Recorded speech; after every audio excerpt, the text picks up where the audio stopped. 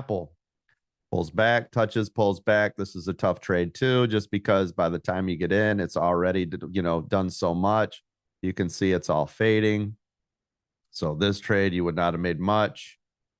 This trade right here would have been good. You would have gotten somewhere in here. That was a good trade. Think about it. If you got in here, even if it broke through VWAP, right, and you did 50, 20, 20, 10 out, you made a lot of money. Then we look down here. You had no change, no change, change.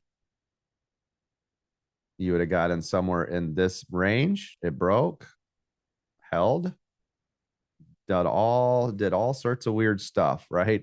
So really it just depended on where you collected your money. But you can see again, plenty of areas. This would have been your only panic point, but it did not break and hold. So you did not have to worry.